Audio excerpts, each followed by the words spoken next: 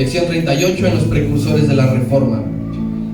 Querido hermano, siempre en cada hecho o suceso histórico hay algo que se llama precursores. Los precursores de tal, los precursores de cual. ¿Pero qué es esto?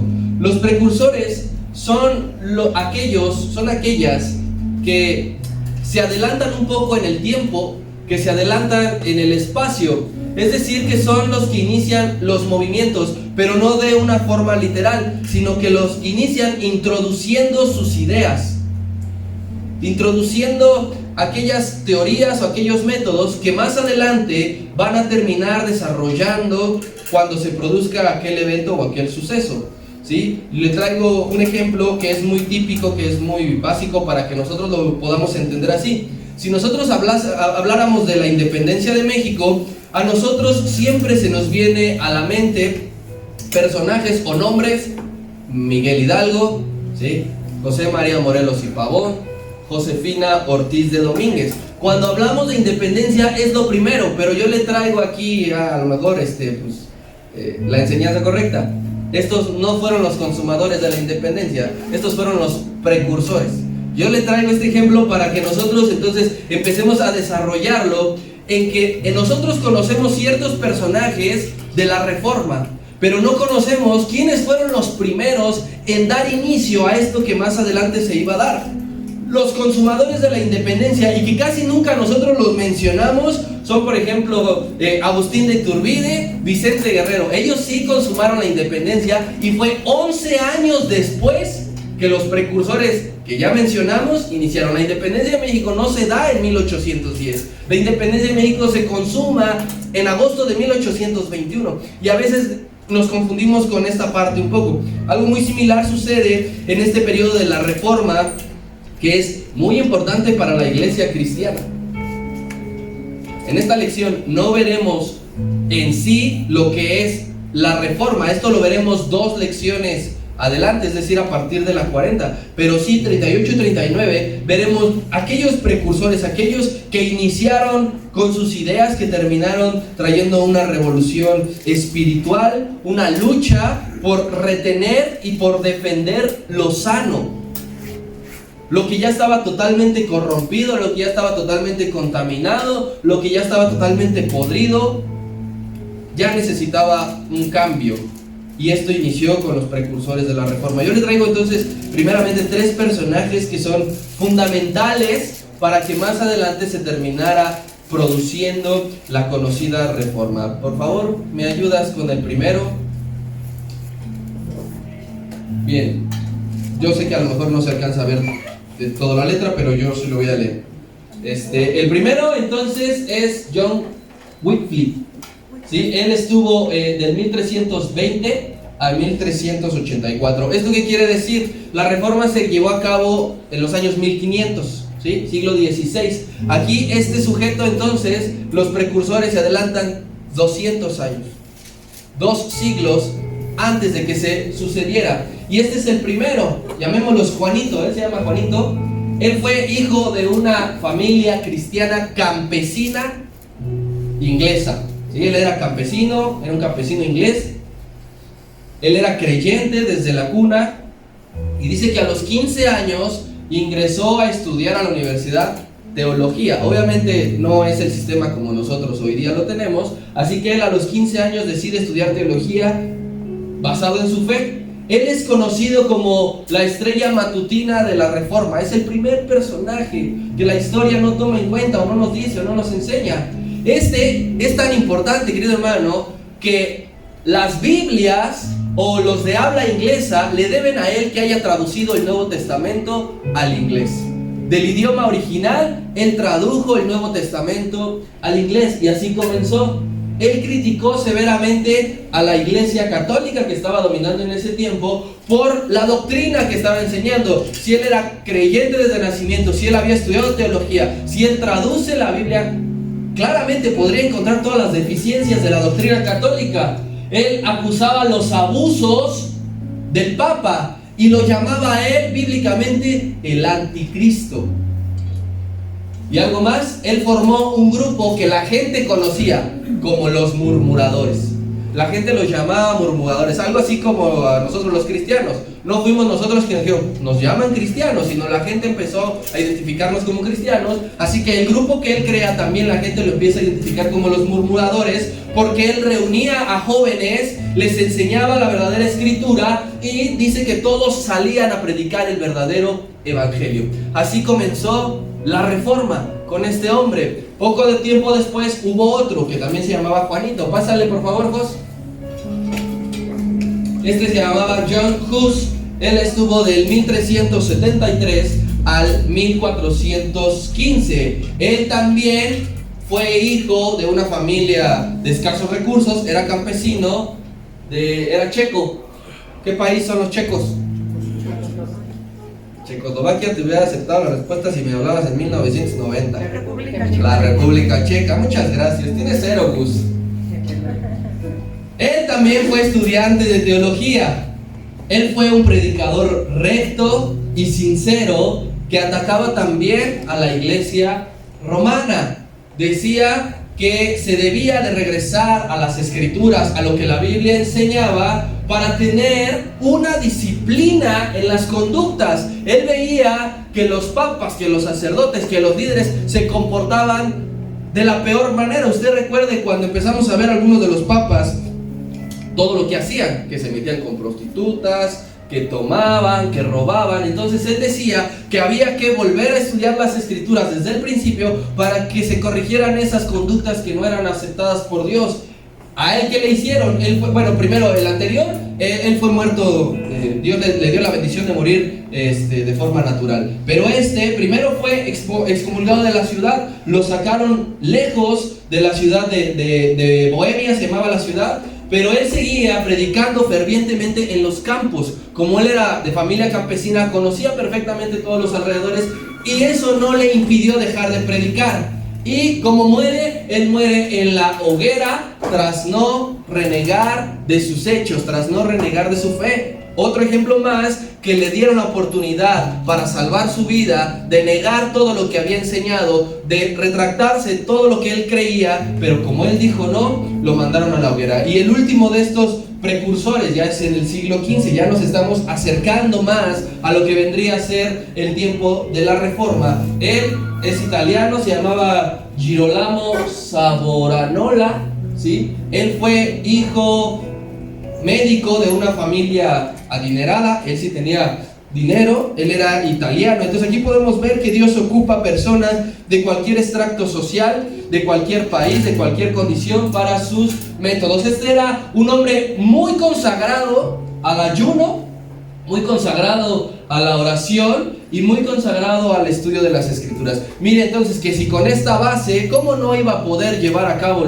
para lo que Dios le había llamado? Él se subleva al papado por todos los escándalos que la iglesia tenía. Es como si usted y yo ahorita escucháramos nuevamente que la iglesia violó no sé cuántos niños y entonces usted se levanta ya en contra de ellos. Esto es lo que hizo este muchacho. Él era un predicador de masas, es decir, él entraba a los auditorios y predicaba. Los otros predicaban en el campo, los otros eran de escasos recursos y le llegaban a la gente noble. Pero no, como tenía dinero, aprovechó su carrera, sus conocimientos, sus contactos, y él entraba a los auditorios, los llenaba a los anfiteatros y predicaba el evangelio. Él decía exactamente lo mismo. Él formó, imagínense, Dios le dio la bendición de formar parte del gobierno de la ciudad de Florencia. Y ya estando allí con todos los contactos, él establece el regreso a la doctrina de los apóstoles. Él dice que regalaba pequeños fragmentos de la Biblia a la gente, que él reunía a la gente en las calles para orar. Pero esto no cayó muy bien en el gobierno, y menos en el gobierno romano, en la ciudad italiana. Así que él primero fue excomulgado, después lo torturaron con la Inquisición y al final pues murió. ¿Sí? Estos son 3 ejemplos de precursores, de personajes, de hombres que Dios utiliza para preparar a la iglesia de lo que vendría poco después, que nosotros también vamos a ver más adelante. Ahora, querido hermano, dejando un poco de esto los personajes, esta carta a Tiatira que hemos venido estudiando desde hace varias semanas hace una clara distinción que yo sé que usted ha notado. Si podemos ver del versículo 20 de Apocalipsis capítulo 2, Cuando empieza, pero tengo unas pocas cosas contra ti. Lo que es el versículo número 20, 21, 22 y 23, Cristo se está dirigiendo a los que toleraban el pecado, a los que enseñaban cosas erróneas, a los que inducían a otros a cometer sus mismos errores. Versículo 20 al 23, el Señor les está hablando específicamente a aquellos que pecan. Pero del versículo 24, que es el que vamos a escudriñar el día de hoy, que dice: pero a vosotros, a partir de ahí hasta que termina la carta, que es el versículo 29, esas palabras de Cristo son dirigidas a los fieles, a los que han peleado la buena batalla, a los que no han retenido la doctrina de Jezabel, ni a los que han sido infieles. Entonces esta carta claramente hace una distinción. Primero el Señor se dirige a los pecadores y después se dirige a los que se esfuerzan. Versículo 24: pero a ustedes ahora, haga de cuenta, imagine al Señor cambiando su mirada, fijando hacia otro punto donde estaban los que sí se esforzaban. Dice: pero a ustedes y a los demás que están en la iglesia de Tiatira, a cuantos no han retenido la doctrina y no han conocido lo que ellos llaman las profundidades de Satanás, a ustedes yo les digo, no les voy a imponer otra carga. A la iglesia Tiatira, querido hermano, se le confrontó y se le animó. Hubo a quienes se les habló directo, duro, crudo, y hubo a quienes se les animó, quien les dijo: sigue así. Y eso es algo que debe seguir existiendo en las predicaciones dentro de las iglesias. El tiempo que sea, el tiempo de Tiatira, el siglo siguiente, ahorita y los que vengan. Es algo que debe seguir existiendo. Se debe exponer, querido hermano, temas que confronten el pecado, temas que nos incomoden de una forma santa, ¿sí? Que cuando lo escuchemos digamos: Dios me está llamando al arrepentimiento. Sobre los distintos pecados que hay en específico y que atacan a la iglesia. Siempre deben de existir esas predicaciones. Si usted sabe de un predicador, de una iglesia que siempre le está hablando del amor de Dios, no está cumpliendo lo que aquí Cristo nos está enseñando. Dentro de las iglesias debe de haber confrontación por el pecado. Nos deben de hablar directamente. Y si a veces se tiene que mencionar el pecado de forma directa, porque ¿qué cree? La palabra lo hace. La palabra menciona los nombres en específico de los pecados. Entonces, ¿quién soy yo para poder omitir ciertas partes? Y decir: no, es que la gente ya los conozco, algunos se van a ofender. Y si de por sí, pues somos a veces pocos, si hablo y digo esto, pues vamos a ser todavía menos. O llega el día en que nada más nos vamos a quedar 2 o 3, como dice la Escritura. Pero esto debe seguirse exponiendo en las iglesias. Nos deben seguir confrontando con el pecado. ¿Por qué, querido hermano? Porque eso a la iglesia le va a generar un temor a Dios. A nosotros, si usted escucha que tal cosa, que tal conducta, que tal comportamiento, que tal pensamiento, que tal hecho a Dios no le agrada, a usted y a mí nos ayudan a que le temamos a Dios. Si nosotros escuchamos constantemente: no te preocupes, Dios te ama, no te preocupes esto, créame que ahí no hay temor de Dios. Y ahí vamos a poder decir: entonces yo puedo hacer lo que yo quiera porque Dios me lo va a perdonar todo. Entonces yo puedo ser así y yo puedo ser asá porque total, Dios me ama y Él ya entregó a su Hijo. Y yo le digo esto a usted, querida iglesia, y hablo específicamente de nosotros. Cuando escuchemos algo así, no debemos de ofendernos. Cuando escuchemos algo así, no debemos molestarnos. Si en alguna ocasión hay una predicación sobre algo en específico, no te enojes. No pongas tu cara, no cruces los brazos, no te salgas, porque es Dios el que está hablándote. Así es. Porque es el Dios Todopoderoso el que te está diciendo: una vez más te estoy diciendo, arrepiéntete. Hermano, no debe de ser motivo para que estés inconforme. Otra vez ya van a hablar de esto o de aquello. Pues si es lo que dice la Escritura, si no, pues arranca esta parte. Si Si no, mira, compra una Biblia y empieza a arrancar las hojas y dice, no, esto sí me gusta, esto no me gusta. Y quedémonos con los textos, quedémonos con las historias únicamente que a nosotros nos gustan. Y quitemos lo demás. No estés inconforme cuando se hable de algo así. No estés inconforme. Bueno, entonces, ya vimos una parte. En las iglesias se debe de exponer de temas que confronten, así como el Señor lo hizo con Tiatira. Y también debe de haber temas que nos motiven a seguirnos esforzándonos. También debe de haber temas que nos motiven y nos incentiven a seguir trabajando. También debe de haber temas, predicaciones, enseñanzas que nos recuerden que nos aguarda un grande galardón, que nos está esperando, pero solamente si esperamos fieles, si esperamos pacientes, si permanecemos. Entonces, son estas dos partes, ¿verdad? A veces nada más nos gusta una, la del esfuerzo, la que nos dicen, bien, vas bien, sigue. Pero también la otra es necesario. Así que si nosotros en nuestra oración le decimos al Señor, háblanos lo que necesitamos, y Él nos habla del pecado, pues ya no nos podemos echar para atrás, porque es el Señor el que está diciendo lo que tú y yo necesitamos. Amén. Amén. La base de confrontación del pecado y de incentivo para seguir trabajando siempre debe ser bíblica. Siempre. Las citas deben de ser bíblicas. Los textos base siempre deben ser bíblicos. Lo que habla el Espíritu Santo siempre debe estar respaldado por el Espíritu. Mire, la Biblia está lleno de mensajes de confrontación y de seguir trabajando. Está lleno, cualquiera. Usted escudriña el Nuevo Testamento, allí hay confrontación y allí hay seguir caminando. Usted escudriña el Nuevo Testamento y allí hay confrontación y allí hay seguir caminando. Entonces, esto siempre va a ser la base de cualquier enseñanza. Esto debe ser siempre la base. Así que debe de haber y debe existir un equilibrio en estas predicaciones y en esas enseñanzas. No debe ser ni muy tirado hacia uno ni muy tirado hacia el otro. Debe ser ambas. La carta a la ciudad de Tiatira, querido hermano, está reafirmando una realidad de las iglesias que seguimos viendo hoy en día. Es una realidad. Nos habla de que dentro de las iglesias, querido hermano, con todo el respeto del mundo, hay quienes practican el pecado de una forma habitual, constante, disfrazada y que no se quieren arrepentir.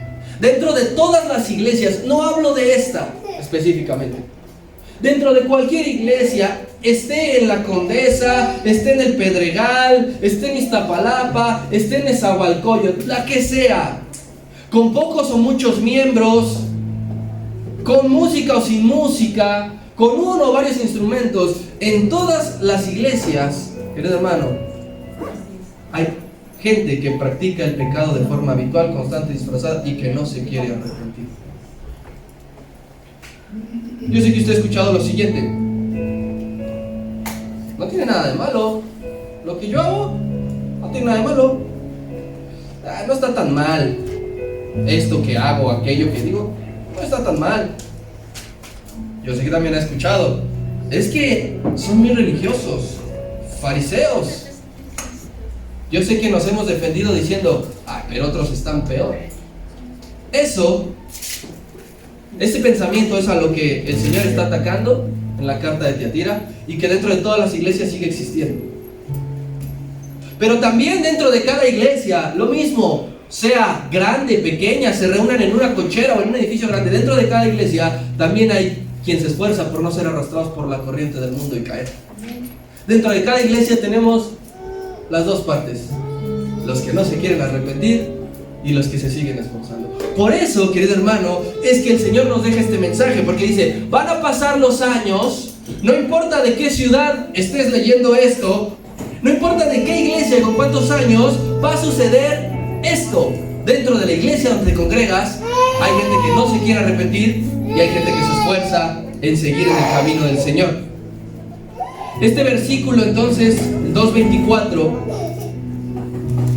a partir del 24, hace de lado la advertencia. Dijo el Señor, ya le hablé a los que están mal que se arrepientan, pero ahora cambia y dice, tengo que hablarle a los que se están esforzando. Y ahora para aquellos va dirigido esto. Llama la atención una frase de este versículo, de un término que Cristo repite y que dice las profundidades de Satanás.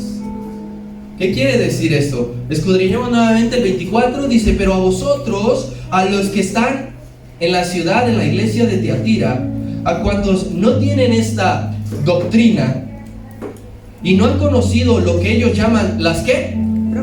Las profundidades de Satanás, yo a ellos exactamente les digo, no les voy a imponer otra carga. Cristo repite la frase las profundidades de Satanás. ¿Qué quiere decir esto?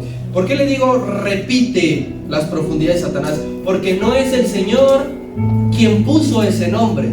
No es el Señor a quien se le ocurrió, que lo inventó, que en ese momento fue espontáneo, no.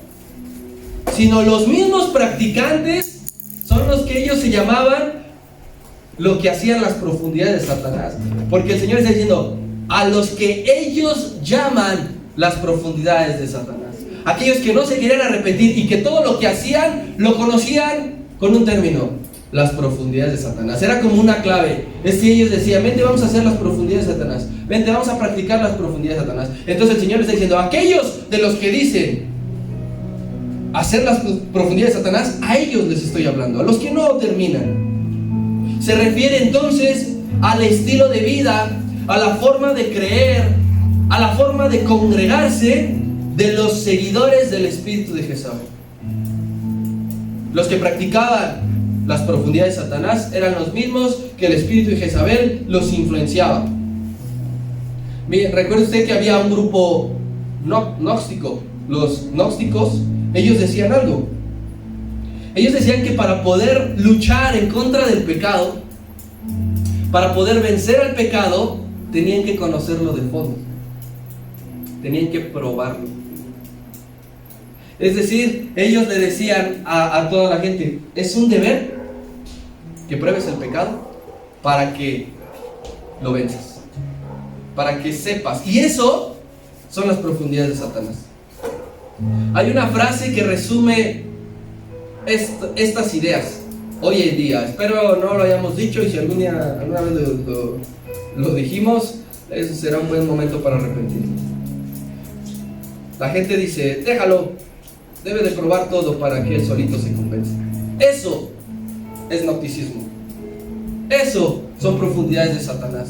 Porque tú a tus hijos no debes de dejarles que prueben el pecado.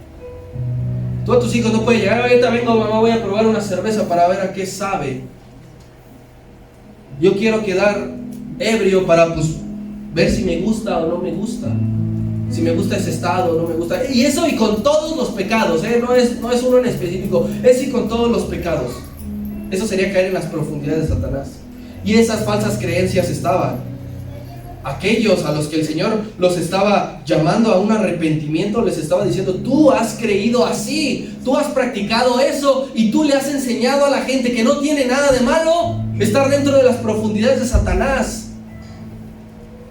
Pero había otro grupo que decía: no le entro, discúlpame, no le entro. Y mira, yo creo que es la respuesta que muchos de nosotros hemos dado a la invitación a algo malo, o que debemos de dar de aquí en adelante para algo malo. Prueba esto, haz esto, ven aquí. Ay, no te va a pasar nada, te vas a morir. Mira, yo también lo hago y aquí estoy y nadie me dice nada. Eso son las ideas de las profundidades de Satanás. Los que están allí dentro buscan jalar a más y más y más. Y si tú les dices que no, entonces eres religioso, fariseo, aleluya, y tantas cosas que yo sé que todos aquí los hemos padecido, los hemos escuchado allá afuera, que te han señalado por no querer participar de una u otra cosa. Estas falsas creencias que hubo en una parte de la iglesia, porque es que lo más triste es eso, hermano. Una parte de la iglesia pensaba así. Una parte de la iglesia intentaba jalar a los que sí se esforzaban.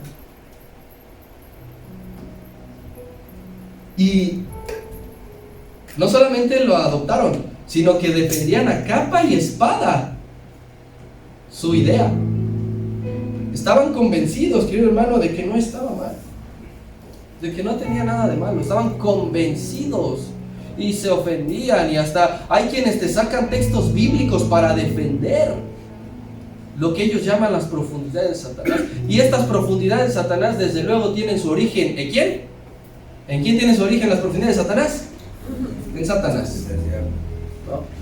Allí está el origen. Y vea cómo el Señor nos está diciendo todo lo que nace de él.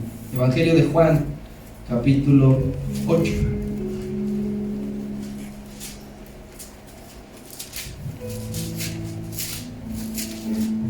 Versículo 44.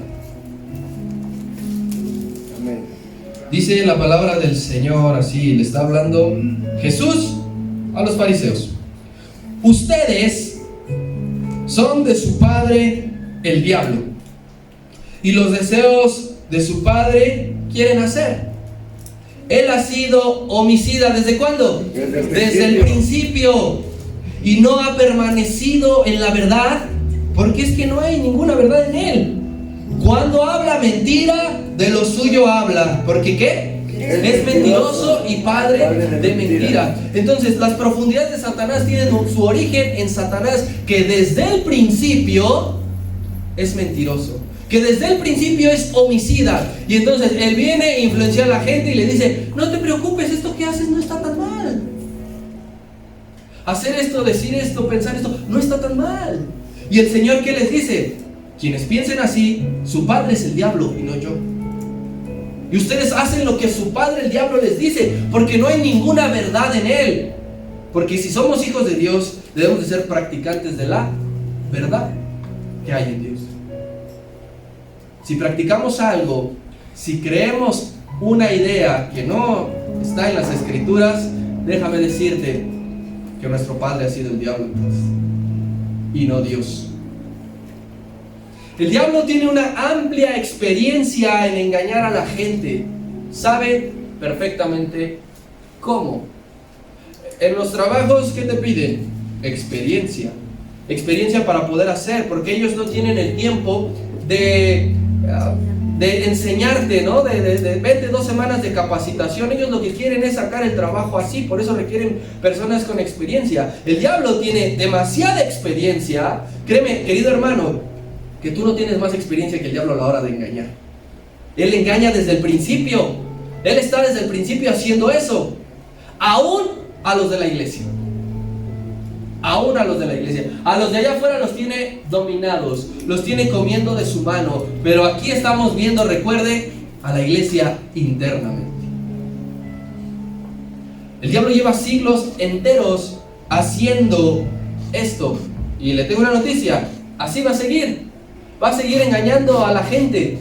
Va a seguir metiéndole ideas que terminen siendo profundidades de Satanás. Mira, vamos a verlo así. Desde el Génesis, ¿a quién engañó a la primera?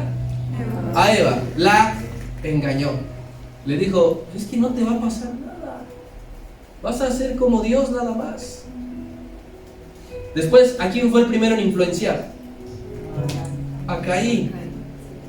Le dijo: mira, saca a tu hermanito, llévalo a un lugar aparte, y cuando ya nadie los vea ni los oiga, tú eres más fuerte que él, lo matas.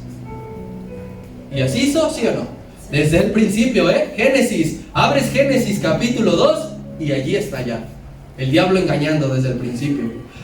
Tú dices: pero eso a lo mejor quedó en el pasado. Vete a Apocalipsis, querido hermano, vete a las profecías, y dice que el anticristo engañará aún a los que son escogidos, aún a los llamados.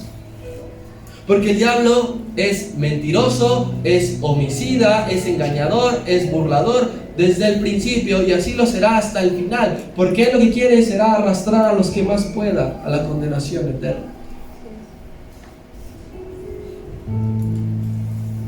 ¿Qué lado somos, iglesia?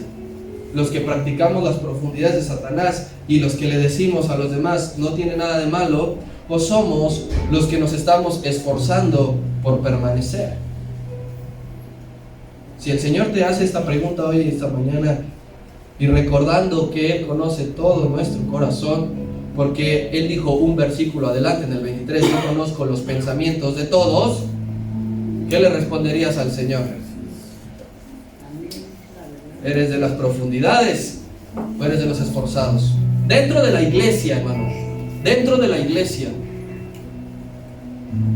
las profundidades de Satanás ofrecen a la iglesia acomodarse al mundo, porque para la iglesia sería muy padre decir, quiero ser como él, quiero ser como ella, quiero hacer lo que él hace, quiero deshacer lo que ella hace, y no tiene nada de malo.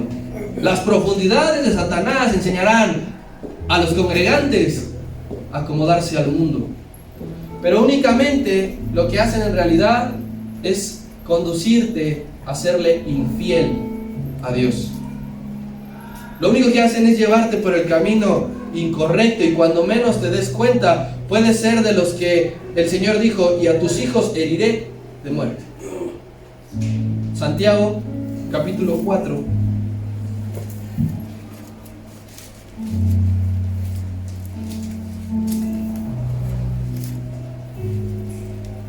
Versículo 4, mira, es que esto dice la palabra.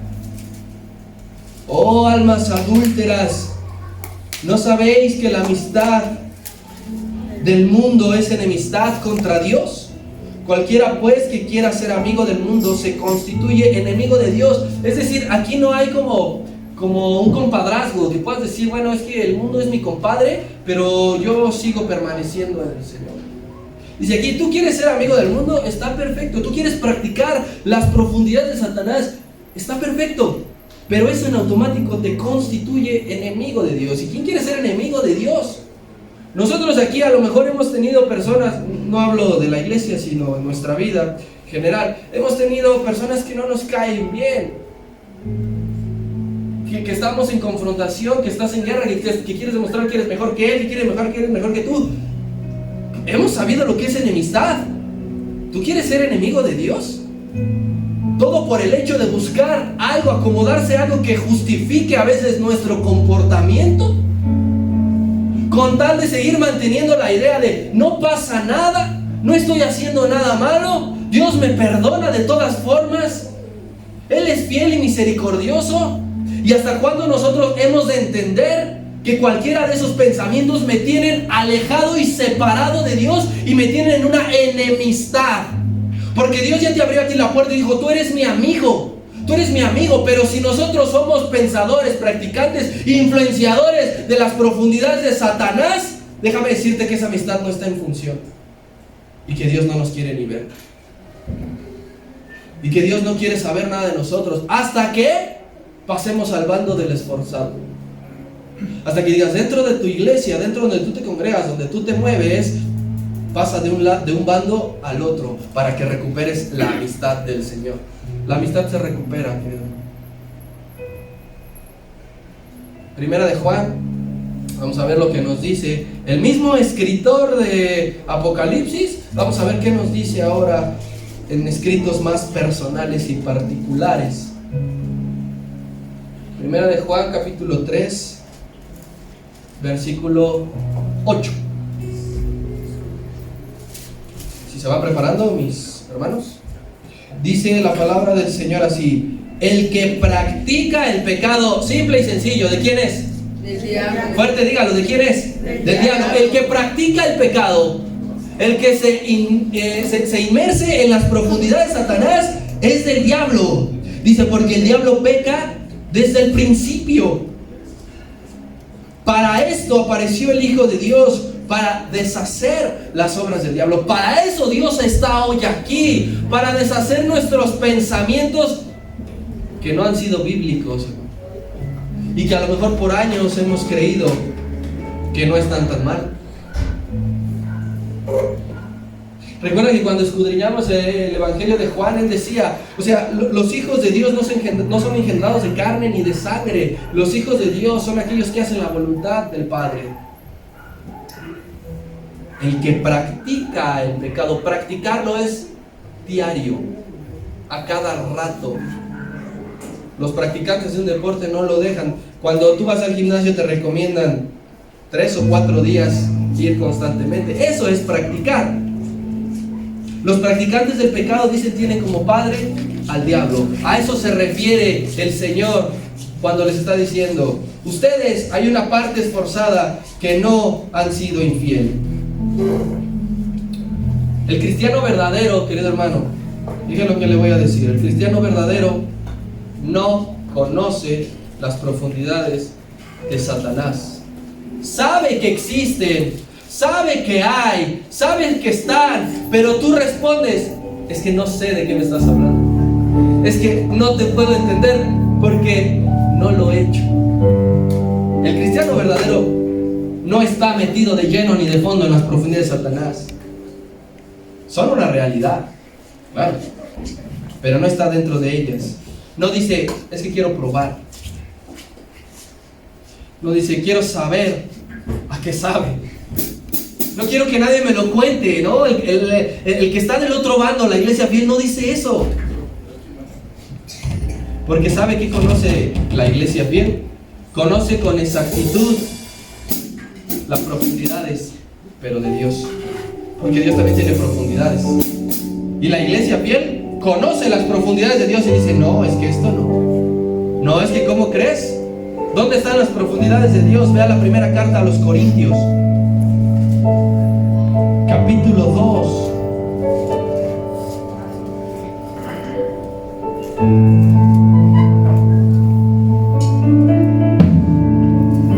Primera carta a Corintios, capítulo 2, verso 10. Escucha lo que dice el apóstol Pablo. Pero Dios nos las reveló a nosotros por el Espíritu, porque el Espíritu todo lo escudriña, aún lo profundo de Dios. Dios tiene también profundidades. Iglesia, no hay por qué probar las profundidades de Satanás.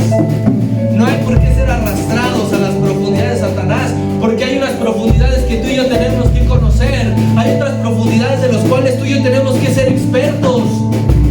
Sí, porque cuando hablan de pecado, no debes tú decir: ay, pero es que yo sé lo que se siente, es que yo sé lo que es esto, es que yo lo he hecho, y das tu opinión. Pero cuando hablen de las profundidades de Dios, te quedas callado. ¿Por qué? Porque no las conoces. Hay que conocer las profundidades de Dios. Queridos hermanos, si nos decimos discípulos de Cristo, debemos de conocer totalmente las profundidades de Dios. No por encimita, no por la tapita nada más. Debemos de conocerlo a profundidad, porque esto a ti te va a salvar de ser engañado. El conocer las verdades, las profundidades de Dios, a ti te va a salvar de ser engañado. La gente que a ti era engañada porque no conocía las profundidades de Dios, porque se dejaba engañar, porque se dejaba ir, porque no conocía. Pero si tú no quieres ser engañado con nada de lo que tenga que ver con pecado, si tú dices: es que no sé si está bien o no está bien, es que no conoces a Dios. Porque quien conoce a Dios en automático dice que el Espíritu escudriña y te puede decir: ojo con esto, ojo con aquello. Si tú sientes paz en tu corazón es porque Dios lo ha probado. Pero si estás por un momento incómodo, si no sabes qué hacer, si todo el tiempo estás vigilando, si me sorprenden, si me cachan, si ya me vieron, es porque, ¿qué crees? Es profundidad de Satanás y no de Dios. Aquellos que están luego sin rumbo y sin dirección, es que no sé qué hacer. ¿Sabes por qué no sabes qué hacer? Porque no estás inmerso en las profundidades de Dios. Porque Dios siempre sabrá guiarte. Él siempre dirá a dónde debes de ir. Conocer a Dios en lo profundo evitará estar bajo el dominio o la influencia del gobierno de Satanás. Si tú conoces a Dios, Satanás no tiene ninguna autoridad sobre tu mente. Si tú le has entregado el corazón a Dios, Satanás no controla nada de tu vida. Yo te digo en esta mañana, iglesia, tú decides qué conocer. Tú decides. De un lado, las profundidades de Satanás y a los que llaman al arrepentimiento. Del otro lado, las profundidades de Dios y los que son invitados a seguir esforzándose. Si yo te invito a que en esta mañana tú te pongas de pie, cierres ahí tu Biblia.